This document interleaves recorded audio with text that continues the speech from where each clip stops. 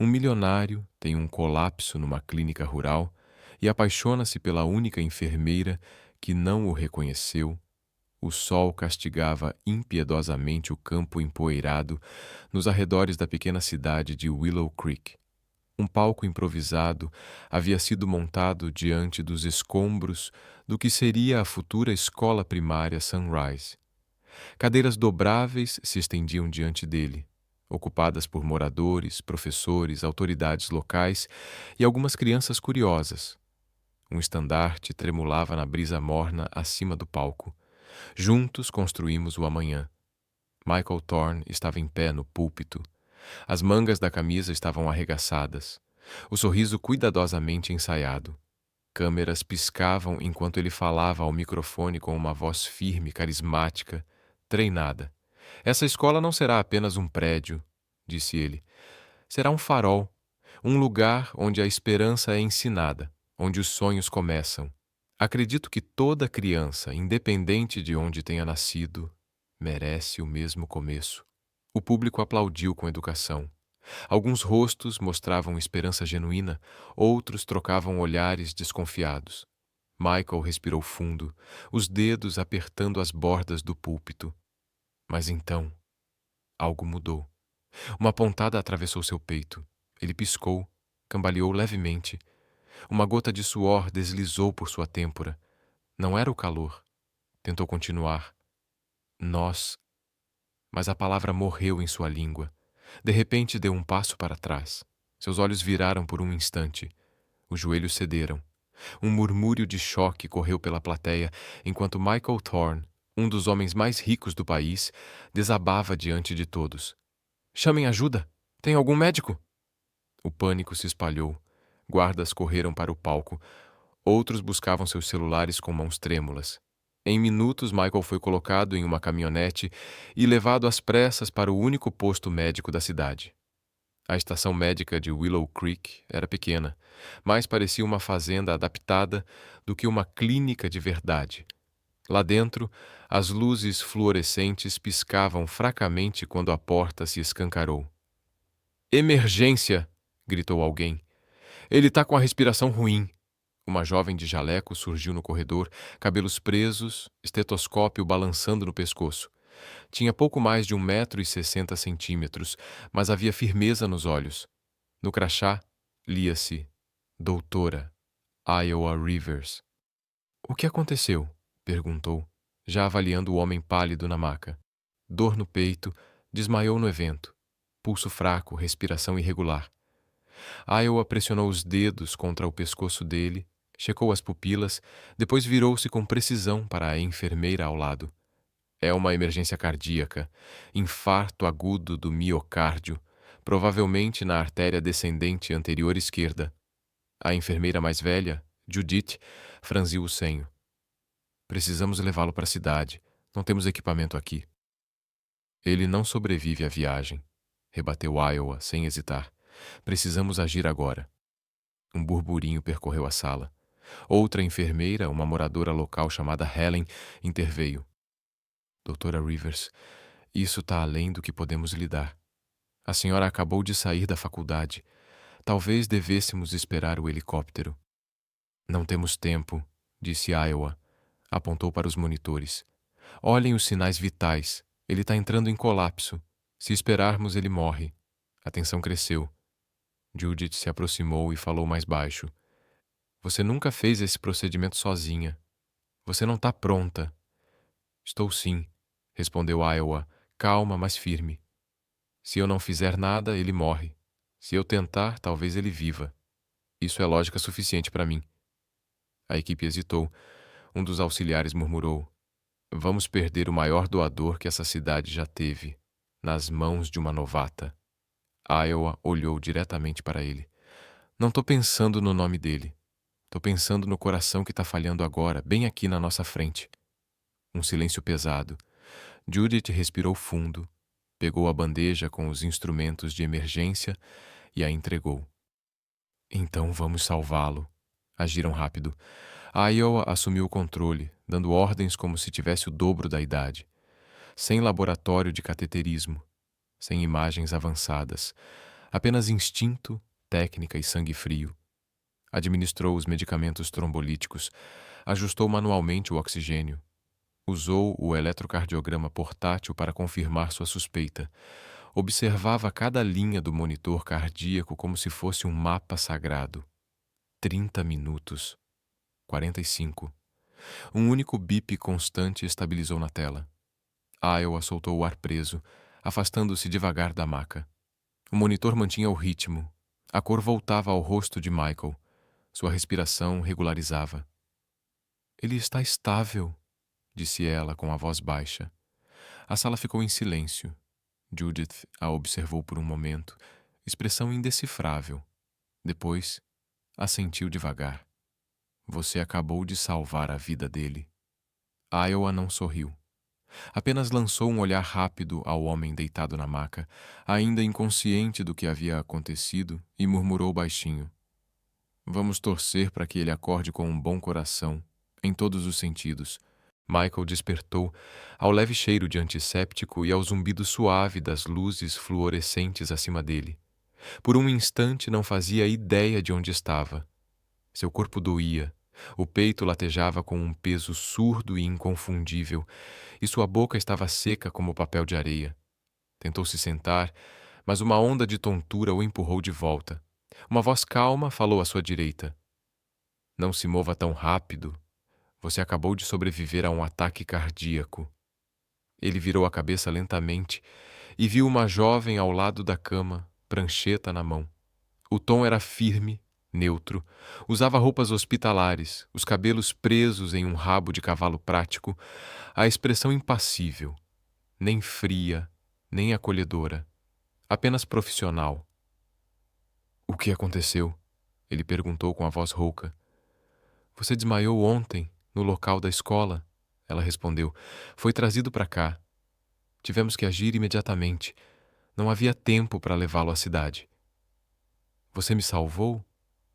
Fui eu quem liderou o procedimento. Sim. Michael piscou devagar. Obrigado. De verdade. Eu sou Michael Thorne. Ela não olhou para cima, apenas continuou com a prancheta. Descobrimos pelo seu documento. Ele soltou uma risada fraca, mas logo gemeu com a dor no peito. Então você sabe quem eu sou? Sei seu nome. É tudo o que preciso saber. Michael ficou em silêncio, esperando pelo menos um sinal de reconhecimento. Uma admiração contida. Algo. Estava acostumado a ser reconhecido. Não só pelo nome, mas pelo rosto, pelos perfis em revistas, pelas entrevistas de caridade. Mas diante dele, havia alguém completamente indiferente. Desculpe, disse ele num tom mais calmo. Não peguei o seu nome. Thirsty Rivers. Bem, Dr. Rivers. Obrigado de novo. Você salvou minha vida. Ela assentiu levemente, mas os olhos continuaram inalterados. Apenas fiz meu trabalho. Michael franziu ligeiramente o senho. Você não parece muito feliz com isso. Ela ergueu uma sobrancelha e finalmente encarou seu olhar. Você queria o quê? Um desfile? Ele riu, meio desconcertado. Não só. A maioria das pessoas não fala comigo assim. Eu não sou a maioria das pessoas. Michael inclinou a cabeça, curioso. O silêncio se estendeu. Ele a observou com atenção, tentando entender aquela reação. Não havia medo, nem reverência, nem mesmo curiosidade. Apenas uma calma cautelosa, quase defensiva. Tentou de novo. Vim para cá para financiar uma escola, disse com suavidade. Queria acompanhar de perto. Por isso estou na cidade. Eu sei, disse Iowa. Você não parece convencida. Ela virou levemente, colocando a prancheta sobre a mesinha de metal. Já tivemos homens como você aqui antes, cheios de planos, dinheiro e promessas. Fazem um evento, uma faixa, umas fotos para o time de relações públicas e depois somem. Deixam a gente com meio prédio e um monte de sonhos que nunca viram parede. Michael arregalou levemente os olhos. Não sou como eles, disse, agora um pouco na defensiva. Iowa deu um pequeno sorriso cansado. Não era zombaria, era exaustão. É o que todos dizem. Ele engoliu em seco, sem saber como responder. O ar entre os dois ficou mais pesado. Eu conheço o seu tipo, Sr. Thorne, ela acrescentou, com a voz baixa, mas sem dureza. Vocês querem fazer o bem, mas esse lugar não precisa de manchetes. Precisa de compromisso. Michael ficou imóvel, atordoado. Já enfrentara críticos em reuniões de diretoria, entrevistas duras, sabatinas de investidores. Mas aquilo era diferente. Aquilo era direto, pessoal. E o mais estranho, ela não estava errada. Afundou contra o travesseiro. O aperto no peito agora não era só físico. Era outra coisa. Algo que ele não conseguia nomear. Iowa olhou os monitores, fez uma anotação rápida na prancheta e então disse: Você precisa descansar. Volto para ver você depois. Quando se virou para sair, Michael a chamou suavemente. Você trata todos os pacientes assim? Ela parou na porta. Só os famosos. Disseram a Michael que ele teria que ficar na clínica por pelo menos 10 dias. Seu coração ainda estava frágil. E a médica responsável, doutora Iowa Rivers, foi muito clara. Ele não sairia nem um minuto antes do que fosse medicamente recomendado. Outro episódio como aquele, ela havia dito. E você talvez não tenha a sorte de estar perto de uma médica teimosa da próxima vez. Ele havia sorrido, tentando atravessar a muralha profissional que ela ergueu, mas ela já tinha virado as costas. Então ele ficou. E pela primeira vez em anos ele se viu, parado, sem reuniões, sem imprensa, sem investidores, apenas o ranger das tábuas antigas, o zumbido das luzes fluorescentes e o murmúrio ocasional de conversas distantes pelo corredor. No segundo dia, Michael tomou uma decisão. Deixaria o título de lado. Nada de Thorne Enterprises, nenhum lembrete de quem ele era ou do que possuía. Ele era só Mike, paciente em recuperação no quarto 3. A maioria das pessoas na clínica não o reconhecia. Aquele lugar estava longe de Wall Street e das capas de revista. Para eles, ele era apenas mais um homem precisando de cuidados. E pela primeira vez, ele gostou do anonimato. Observava a Iowa de longe. Ela se movia com rapidez e precisão. Sua presença era calma, mas firme. Com o senhor idoso do quarto 2, ajoelhou-se para verificar o tornozelo e ficou alguns minutos extras ouvindo sobre o jardim da falecida esposa dele. Com a jovem mãe no fim do corredor, ajudou a alimentar o bebê e se ofereceu para cuidar do filho mais velho, enquanto ela tomava banho. Mas com Michael, ainda apenas Mike, ela era diferente. Cordial, profissional, mas distante, sem conversas paralelas, sem gentilezas. Ela tratava o coração dele, não sua presença. No começo, ele achou que ela fosse fria. Depois começou a notar os detalhes. O modo como ela pausava um segundo a mais diante de cada monitor, como seus olhos voltavam, só por um instante, antes de sair de uma sala. Como ela sempre carregava uma barrinha de cereal extra no bolso, para o garoto que nunca queria comer. Ela não era fria, era cautelosa, e por trás desse cuidado havia algo mais pesado. Um cansaço antigo, que não vinha dos livros, mas da vida. Michael ficou fascinado. Perguntou à enfermeira Judith sobre ela. Ela veio direto para cá depois da faculdade, disse Judith. Podia ter ido para qualquer lugar, mas escolheu Willow Creek. Disse que essa cidade tinha histórias que ninguém queria ouvir, que estava cansada do barulho. Michael olhou pela janela, além da estrada de cascalho, para os campos largos e silenciosos. Ela não fala muito? Falava, disse Judith, até que o último projeto da escola aqui fracassou. Prometeram. As pessoas se animaram. Depois, silêncio, nada de prédio, nada de explicações. Michael sentiu o peito apertar. Ela viu tudo acontecer quando ainda era adolescente, completou Judith. Iowa não odeia a esperança, ela só odeia mentiras.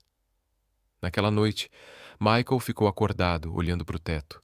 Nunca tinha pensado na própria presença como um fardo antes. Sempre acreditou que seu nome levava a oportunidades. Mas ali Ali, seu nome trazia desconfiança. Ali, ele era o fantasma de promessas quebradas. No dia seguinte viu Iowa novamente. Ela costurava o joelho de um garoto enquanto cantarolava baixinho. Discutia com o farmacêutico para abaixar o preço da insulina de um idoso. E chegou até a rir. Rir de verdade. Quando uma criança de 5 anos a chamou de doutora robô. E mesmo assim com ele, ela permanecia resguardada.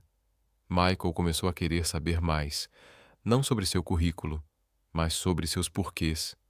O que fazia alguém tão jovem carregar tanto cansaço? O que a tornava tão corajosa e, ao mesmo tempo, tão só? Durante as visitas dela, passou a fazer perguntas suaves. Você sempre canta quando costura? Qual a história por trás do seu nome? Sempre quis ser médica? Às vezes ela respondia com poucas palavras, às vezes fingia não ouvir, mas ele notava as mudanças, a maneira como os ombros dela relaxavam, um pouquinho mais a cada dia, como os olhos dela já não desviavam tanto do olhar dele. Ele não tinha certeza se ela gostava dele, mas tinha certeza de que ela o intrigava. E ele, por sua vez, estava descobrindo algo que nem fortuna nem fama haviam proporcionado. A sensação de estar diante de algo que valia a pena escutar, mesmo no silêncio. Uma tarde, encontrou Iowa nos fundos da clínica, sentada num pequeno muro de pedras que cercava o jardim. O sol se escondia no horizonte, tingindo o céu com tons de ouro e lavanda. Ela estava com os braços cruzados, expressão fechada, olhos distantes. Ele se aproximou devagar, o coração calmo, mas hesitante. Se importa com um pouco de companhia? Ela não respondeu de imediato. Depois, com um leve encolher de ombros, disse: País livre. Ele se sentou ao lado dela, cuidadoso em deixar um espaço entre os dois. Ficaram em silêncio por alguns momentos, ouvindo os grilos começarem sua sinfonia noturna. Você é um mistério, Dra. Rivers, disse ele suavemente. Ela o olhou de relance. É de propósito. Michael deu um meio sorriso. Você trata todo mundo aqui como se importasse. Fica até tarde, trabalha duro. Mas comigo, parece que você já decidiu quem eu sou. Eu decidi, respondeu ela sem hesitar. Ele franziu a testa. Por quê? A mandíbula dela se contraiu, depois relaxou. Porque eu já vi isso antes. Você não é o primeiro homem a aparecer aqui com um sorriso, uma promessa e um discurso bonito. Não tinha equipe de filmagem, disse ele. Ela virou o rosto para ele, os olhos afiados. Mas teve uma promessa, não teve? Michael inspirou devagar. Eu não faço promessas que não posso cumprir. Ótimo, ela disse, a voz repentinamente tensa. Porque o último homem que fez deixou para trás muito mais do que só planos quebrados. Ele a olhou esperando. Ela ficou em silêncio por um longo tempo. Depois se inclinou um pouco para frente, os cotovelos apoiados nos joelhos. Eu tinha 13 anos, ela começou. Tinha uma cerimônia, bem ali onde você desmaiou. Mesmo campo, mesma estrutura, mesma fita esperando para ser cortada.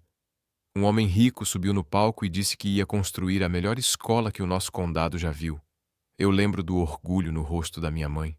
Lembro de estar na primeira fila, com meu melhor vestido, segurando um balão idiota. Deram chapéus pra gente com o logo do projeto.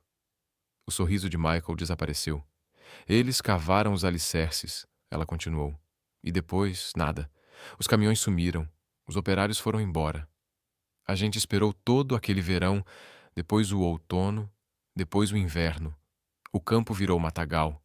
As crianças continuaram andando 3 quilômetros até a escola velha e caindo aos pedaços. E todo dia eu passava por aquele lugar e me perguntava o que tinha dado errado. Ela olhou para ele então, os olhos mais escuros, distantes.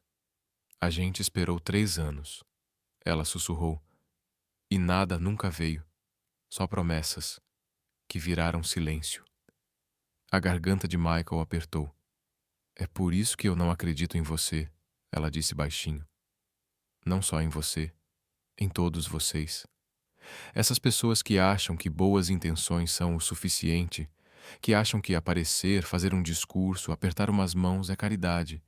Mas somos nós que ficamos para trás quando vocês esquecem. Somos nós que temos que explicar para as crianças por que aquelas faixas brilhantes não significaram nada. Michael encarou o chão, a vergonha se espalhando no peito como fogo lento. Nunca tinha visto as coisas por esse ângulo. Nunca tinha ouvido essa história contada do outro lado do microfone. Eu nunca quis ser assim, ele disse. Talvez não, Iowa respondeu, mas querer bem não é o mesmo que fazer o certo. Silêncio novamente. Então, ele finalmente perguntou: Por que você ficou aqui, depois de tudo? Ela respirou fundo, deixando o ar da noite encher os pulmões. Porque eu não conseguia deixar para trás o lugar que me mostrou o que estava quebrado. Achei que, se eu me tornasse o tipo de médica que fica, talvez eu me tornasse o tipo de adulta que eu precisava naquela época.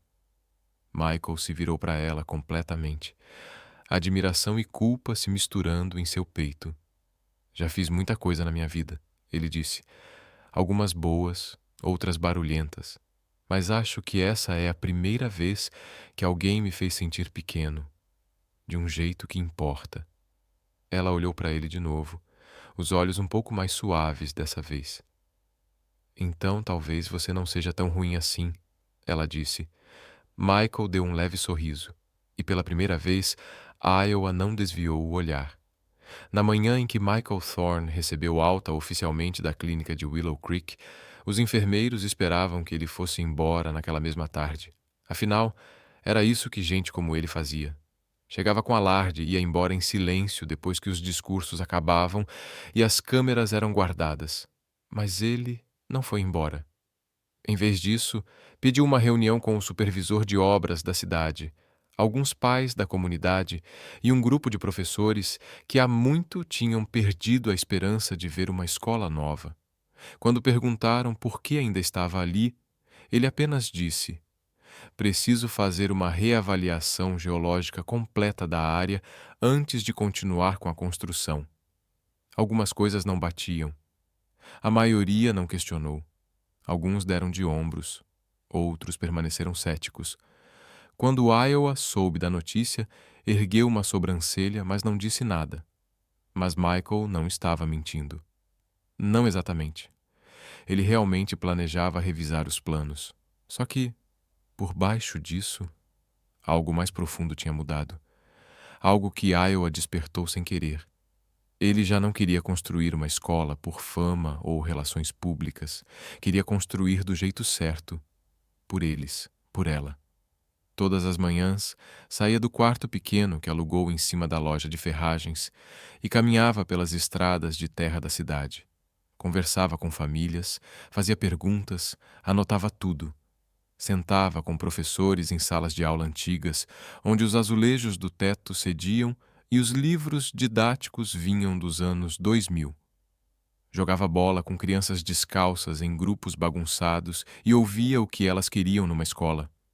Mais do que lousas e carteiras, elas queriam cor, música, um lugar que não precisassem dividir com cupins. Ele escutava, não interrompia, não se defendia, quando um senhor mais velho resmungava: Você é só mais um garoto da cidade brincando de Salvador. Ele não recuou quando uma mãe disse: Eles sempre prometem rampas para as nossas cadeiras de rodas, mas nunca constroem. Ele apenas anotou tudo. Tudo. Quando Iowa o viu de novo, foi por acaso.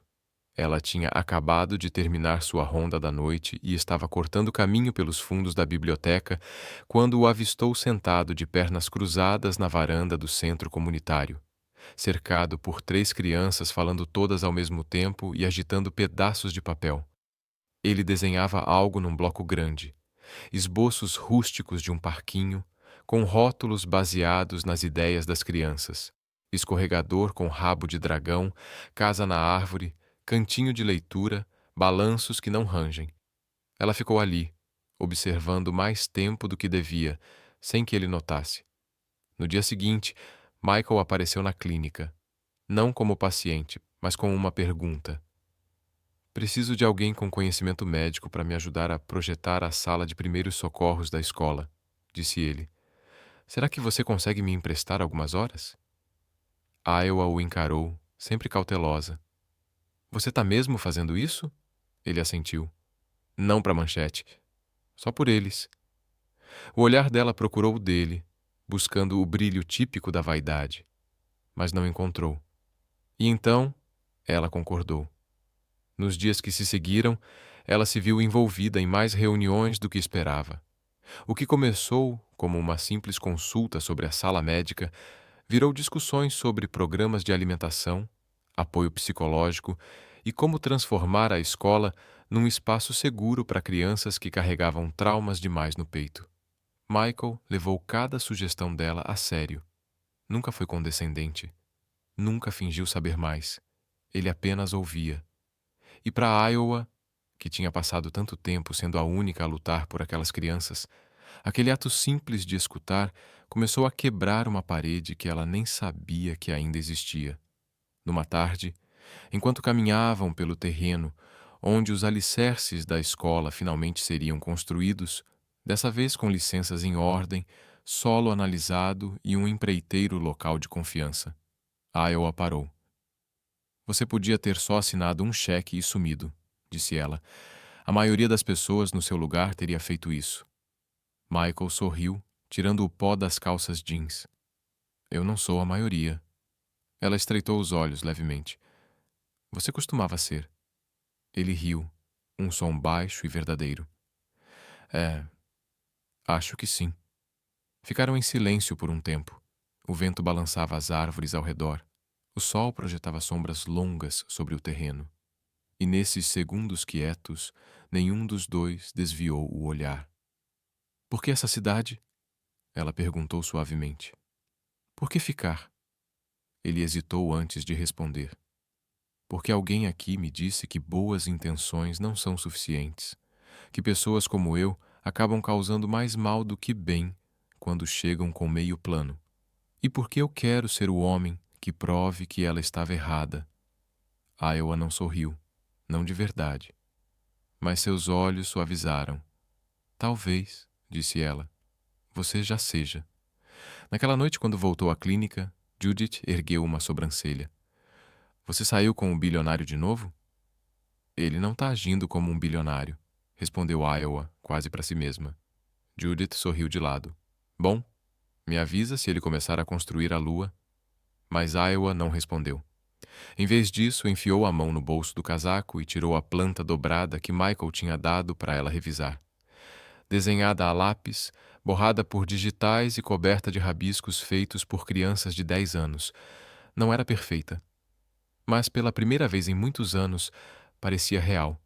A chuva começou como um sussurro nos telhados, um toque suave que mal chamava a atenção. Mas em poucas horas, o céu virou cinza ardósia e os ventos cresceram como algo vivo.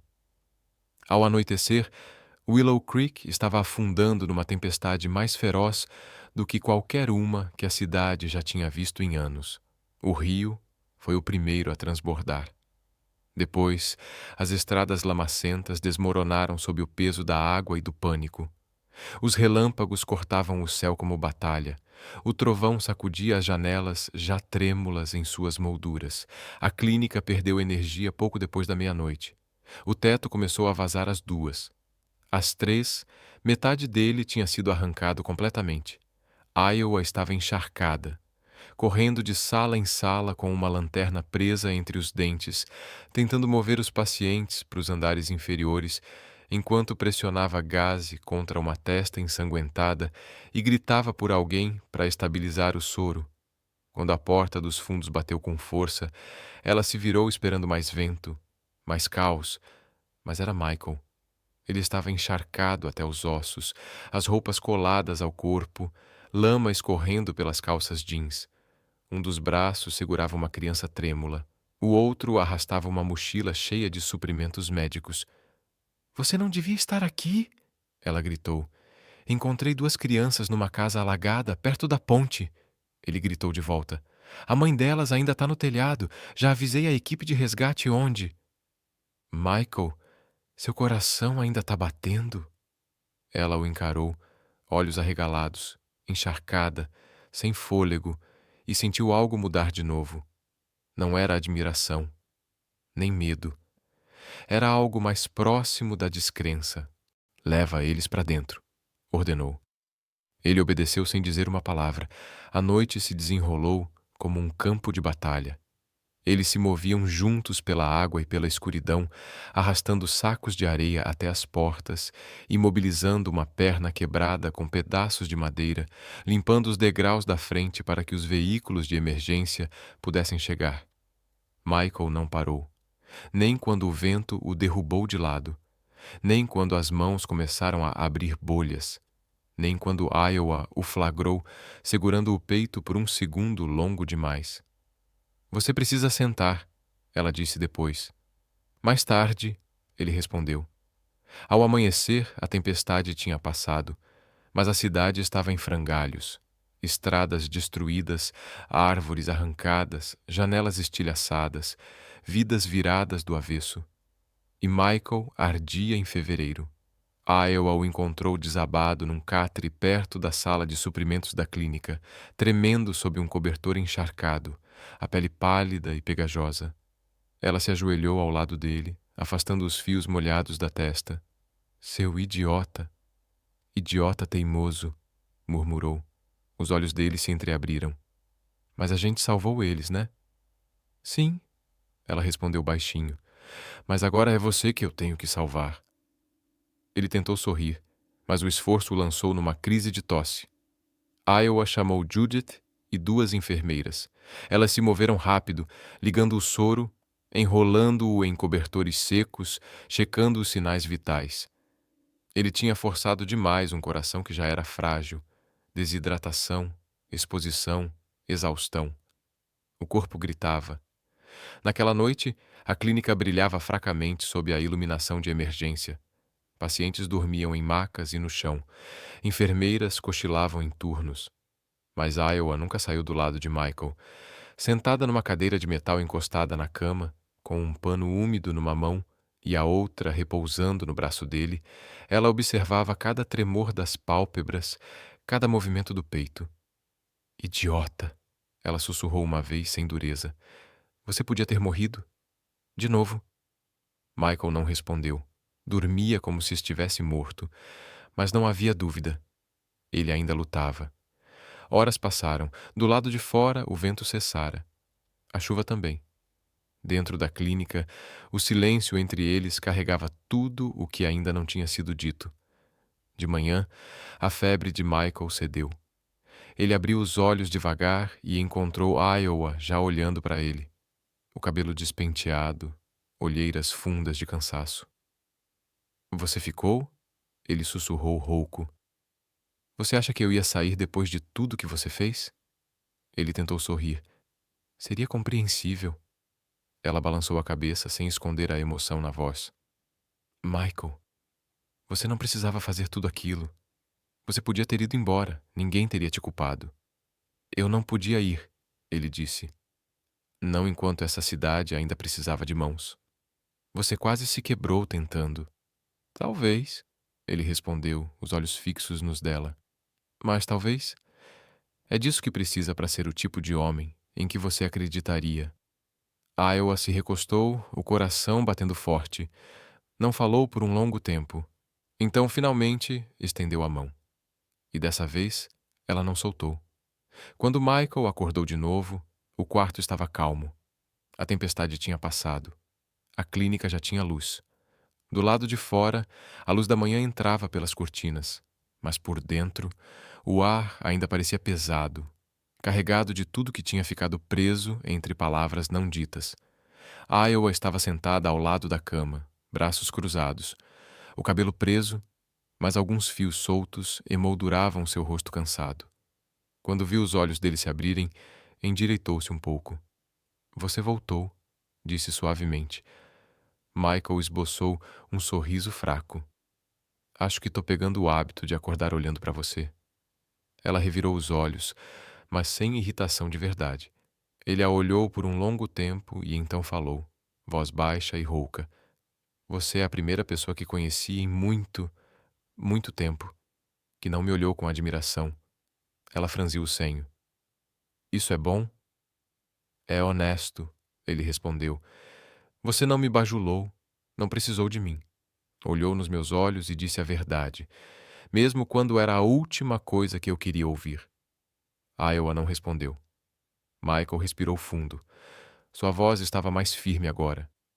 Você também é a primeira pessoa que me fez querer fazer algo certo.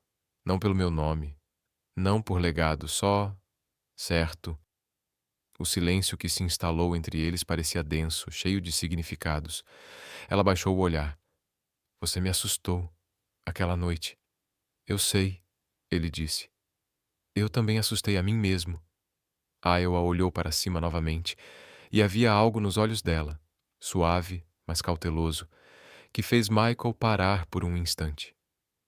Quero acreditar nas pessoas, ela disse com a voz baixa. Mas é difícil quando você já foi decepcionada tantas vezes, não só por estranhos, mas por quem prometeu ficar, por quem deveria se importar. Michael assentiu devagar.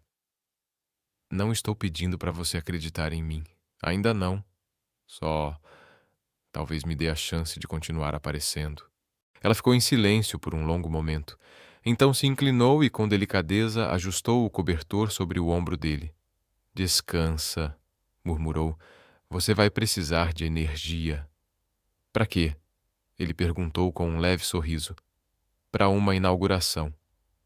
2 semanas depois, a cidade se reuniu de novo, no mesmo campo. Mas dessa vez tudo era diferente. Sem palco chamativo, sem vans de imprensa, sem ternos caros, apenas pessoas, famílias, crianças com roupas passadas com carinho, pais de mãos dadas, professores enxugando discretamente as lágrimas antes que a cerimônia começasse. A escola agora estava ali, completa. Nada de paredes pela metade, nem vigas enferrujadas. Havia salas de aula com carteiras, quadros, cantinhos de leitura. Um parquinho de verdade, com balanços coloridos. Uma biblioteca modesta, recheada de livros, muitos deles doados por gente que ouviu a história de Michael e quis fazer parte de algo real. Michael estava afastado à margem da cerimônia. Vestia apenas uma camisa simples e jeans, sem equipe, sem anúncio de quem ele era. As pessoas da cidade sabiam, mas sabiam também que ele tinha ficado. Tinham visto ele suar, carregar tijolos, participar das reuniões de planejamento, andar de porta em porta com formulários. Ele não era mais o homem da revista. Era o Mike, aquele que apareceu, aquele que ficou. O prefeito fez um discurso breve. A diretora agradeceu aos construtores, aos doadores, à comunidade. E então veio o momento que Iowa secretamente temia. Pediram para ela cortar a fita. Ela hesitou. Deu um passo à frente. A tesoura tremia levemente em sua mão. Antes de cortar, virou a cabeça e olhou para o fundo da multidão. Michael estava lá, mãos nos bolsos, observando em silêncio. Ela encontrou o olhar dele, e de repente todo o peso dos anos caiu sobre ela. A decepção, a espera, a esperança perdida, tudo veio à tona. Mas dessa vez não era dor, era libertação. Ela voltou os olhos para a fita e cortou, de uma vez só. O aplauso foi instantâneo. Crianças correram para dentro. As portas se abriram. Professores guiaram os alunos para o primeiro dia de aula. Numa escola de verdade, feita especialmente para eles. Iowa recuou um passo, piscando rápido.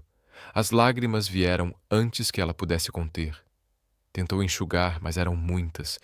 E então, ele estava lá. Michael não disse nada. Não precisava. Apenas ficou ao lado dela, perto, mas não demais, e lhe estendeu um lenço de pano, dobrado com cuidado. Ela pegou, sorriu em meio às lágrimas e sussurrou. Você conseguiu. Ele balançou a cabeça com suavidade. Não, a gente conseguiu. Eles ficaram ali, lado a lado, enquanto o pátio da escola se enchia de risos. Pela primeira vez em anos, a Iowa permitiu-se acreditar. Talvez nem tudo feito com esperança precise desmoronar. Algumas coisas podem permanecer de pé. Um ano depois, Willow Creek já não parecia a cidade esquecida onde Michael chegara pela primeira vez. A Sunrise Elementary se erguia alta e orgulhosa, suas paredes de tijolos vermelhos reluzindo sob o sol da manhã. O som de risadas ecoava pelos corredores. O parquinho estava sempre cheio. A biblioteca, nunca silenciosa, já não era apenas um prédio, era uma promessa cumprida. Iowa Rivers, agora oficialmente doutora Rivers, se tornara diretora do recém-reformado Centro Médico de Willow Creek, construído bem em frente à escola, com recursos silenciosamente doados por Michael. Ela liderava uma equipe jovem e apaixonada por cuidar. Organizava clínicas gratuitas 2 vezes por semana. As crianças a chamavam de Dra. Io. Pacientes idosos traziam compotas caseiras e histórias de netos. Michael nunca foi embora. Vendeu partes da empresa, manteve uma pequena equipe à distância e se mudou para uma casa modesta na beira da cidade. Ensinava noções de negócios toda quarta-feira à tarde na escola.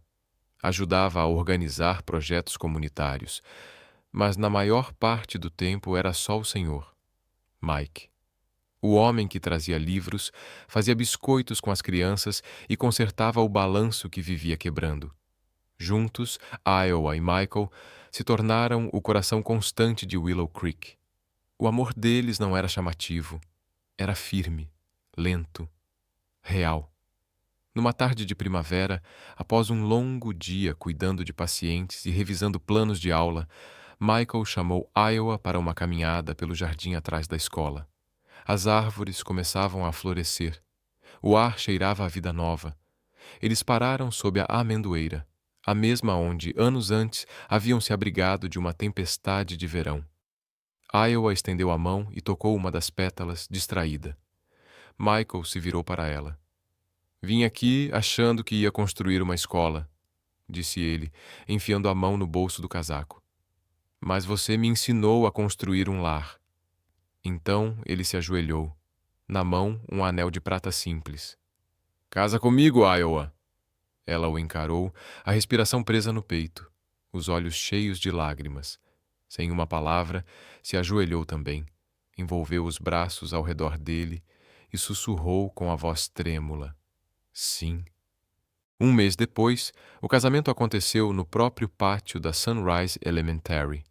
As crianças serviram como porta-bandeiras e carregadoras de alianças. Os moradores da cidade decoraram o espaço com flores silvestres e faixas feitas à mão. Não havia fotógrafos, vestidos de grife ou convidados famosos. Só havia alegria, risos e um amor que todos haviam ajudado a cultivar. Iowa usava um vestido branco simples, os cabelos suavemente ondulados sobre os ombros. Michael a esperava sob um arco de girassóis e ramos entrelaçados. Quando ela caminhou pelo corredor, o aplauso ecoou pelas novas paredes da escola, e não havia um único olho seco. Dançaram ao som de um velho toca-discos sob as estrelas. Alguém fez tantas tortas que não couberam na mesa. O prefeito fez um discurso que fez todos rirem. E quando a noite terminou, Michael e Iowa caminharam para casa descalços, ela com os sapatos na mão e o casaco dele sobre os ombros. 3 anos depois, receberam sua filha, Laia. Ela tinha a força tranquila de Iowa e os olhos curiosos de Michael. Amava a hora da história no colo do pai e plantar flores com a mãe atrás da clínica. Todas as manhãs corria até a cerca da escola para acenar para as crianças mais velhas, e todas as noites insistia em uma história de como seus pais construíram a escola e se encontraram. Michael escrevia em tempo parcial agora, trabalhando em um livro sobre filantropia sustentável, baseado não em teorias, mas no que ele havia vivido. Mas a maior parte dos seus dias era dedicada a ajudar Iowa, criar Laia e cuidar do jardim onde aprenderam a cultivar algo real, ali, na frente da Sunrise Elementary. Bem ao lado do mastro da bandeira, um grande quadro de madeira segurava uma foto tirada durante o primeiro festival da primavera. Michael, Iowa e a pequena Laia, de mãos dadas, em frente à escola, o sol formando um halo dourado ao redor deles. Debaixo da foto, Gravadas cuidadosamente numa placa de madeira, estavam as palavras que Michael esculpiu na noite do casamento. Uma família não é construída com tijolos, mas com corações que ficam. E naquele canto silencioso do mundo, foi exatamente isso que fizeram. Em uma cidade esquecida por muitos, dois corações encontraram seu caminho. Através da tempestade, da luta e, finalmente, pela tranquila graça de escolher ficar. Michael veio em busca de propósito e Iowa lhe lembrou o que realmente importa: presença, não promessas; amor, não legado. Se essa história tocou você, se ela lhe lembrou o poder de estar presente, de construir algo real, convidamos você a fazer parte de uma comunidade que acredita nas mesmas coisas. Inscreva-se no Soul Stirring Stories para mais histórias verdadeiras e comoventes que celebram o amor, a resiliência e os pequenos momentos que mudam vidas, porque às vezes as histórias que nos curam começam com um coração que se recusa a ir embora. Obrigado por assistir. E lembre-se, o mundo ainda está cheio de boas pessoas e histórias ainda melhores.